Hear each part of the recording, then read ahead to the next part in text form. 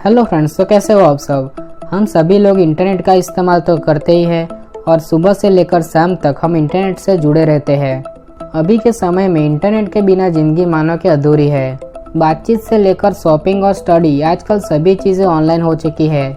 लेकिन क्या आपने कभी ये सोचा है कि इंटरनेट कैसे काम करता है और इंटरनेट का मालिक कौन है, इसकी शुरुआत कैसे हुई थी? ये सब जानने के लिए वीडियो के एंड तक जरूर देखना और चैनल को कर लेना सब्सक्राइब। इंटरनेट एक ग्लोबल नेटवर्क है जो कि कई सारे कंप्यूटर्स और इलेक्ट्रॉनिक डिवाइस को एक दूसरे से जोड़ता है। इंटरनेट के जरिए हम दुनिया की किसी भी जगह से डेटा ट्रांसफर कर सकते हैं। हमारे कुछ डिवाइस वायर कनेक्शन से जुड़े होते हैं तो कुछ डिवाइस वायरलेस नेटवर्क के जरिए जुड़े होते हैं। जब दो या दो से अधिक कंप्यूटर्स को आपस में जोड़ते हैं तो उसे एक नेटवर्क कहते हैं। इसी तरह private, public, school, college, business, government जैसे कई सारे छोटे बड़े नेटवर्क होते हैं और इन सभी नेटवर्क्स को इंटरनेट आपस में जोड़ने का काम करता है। इसलिए इंटरनेट को नेटवर्क ऑफ नेटवर्क्स भी कहा जाता है। तो इंटरनेट की शुरुआत कब हुई? साल 1957 में रूस ने दुनिया का सबसे पहला आर्टिफिशियल सैटेलाइट स्पुतनिक को सफलतापूर्वक लॉन्च कर दिया। वर्ल्ड वॉर के समय इस घटना ने एक हलचल सी पैदा कर दी। इसके बाद यूएस ने MIT के साथ मिलकर युद्ध जैसे हालात से निपटने के लिए एडवांस रिसर्च प्रोजेक्ट एजेंसी की स्थापना की, जिसे अब DARPA के नाम से भी जाना जाता है। DARPA ने रिसर्च करके ARPA नेट नाम का एक कम्युनिकेशन सिस्टम बनाया ताकि यूएस की सेना गुप्त तरीके से एक जगह से दूसरी जगह संदेश भेज सके। विंडसर्फ और रॉबर्ट E. कैन ने DARPA के लिए TCP और IP प्रोटोकॉल बनाया। विंडसर्फ और रॉबर्ट E. कैन को इंटरनेट का आविष्कार करने वाले कहा जाता है।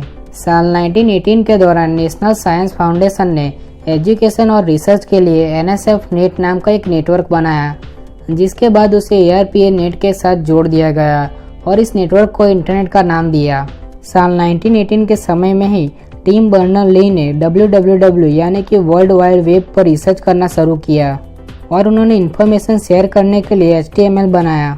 शुरुआत में इंटरनेट एक तरह का प्राइवेट नेटवर्क था, जिसने बाद में धीरे धीरे एक विशाल नेटवर्क का रूप ले लिया। तो आपके मन में भी ये सवाल आया होगा कि आखिर इंटरनेट का मालिक कौन है। तो जैसा कि मैंने आपको बताया, इंटरनेट एक विशाल नेटवर्क है जो कि सारे नेटवर्क से मिलकर बनता है। ऐसे में कोई एक व्यक्ति या संस्था इंटरनेट के मालिक नहीं है। अगर दूसरी तरह से देखें तो इसके कई सारे मालिक हो सकते हैं, क्योंकि इंटरनेट को चलाने के लिए कई सारी चीज़ों की ज़रूरत पड़ती है, जैसे कि optical cable, IP address, domain name.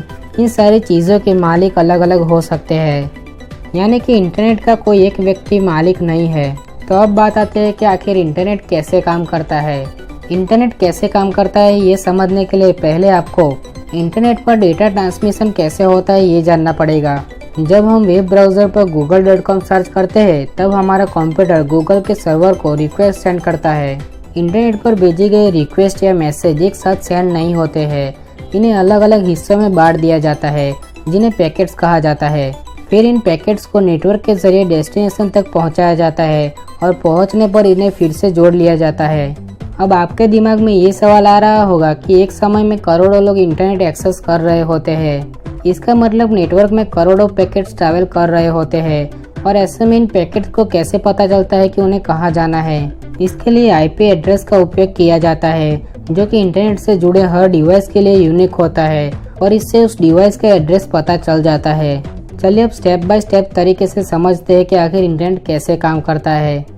आप ब्राउज़र के एड्रेस बार में किसी वेबसाइट को सर्च करते हैं या किसी हाइपरलिंक पर क्लिक करते हैं, तब आपका ब्राउज़र URL से ये पता करता है कि कौन सा प्रोटोकॉल यूज़ हो रहा है। फिर ब्राउज़र आपके इंटरनेट सर्विस प्रोवाइडर को रिक्वेस्ट सेंड करता है। इंटरनेट सर्विस प्रोवाइडर के पास DNS का डेटाबेस होता है, जिसमें डोमेन नेम और IP एड्रेस की जानकारी होती है।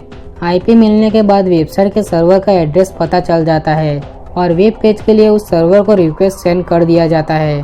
फिर सर्वर आपके ISP को सर्च किया हुआ पेज सेंड कर देता है और आपका ISP उस पेज को आपके ब्राउज़र पर सेंड कर देता है और वेब पेज आपके स्क्रीन पर दिखाई देने लगता है। ये सभी प्रोसेस बहुत ही फास्ट होती है। पूरी दुनिया में इंटरनेट ऑप्टिकल केबल के जरिए प्रोवाइड किया जाता है। ये केबल्स मोबाइल टावर से जुड़े हुए होते हैं और मोबाइल टावर के जरिए हमारा डिवाइस इंटरनेट से कनेक्ट होता है। तो दोस्तों, आपको अच्छे से समझ आ गया होगा कि इंटरनेट कैसे काम करता है। अगर वीडियो अच्छा लगा हो तो लाइक कर देना और चैनल को सब्सक्राइब करके बेल आइकन को भी दबा देना ताकि आप और भी अमेजिंग फैक्ट वीडियोस देख सकें।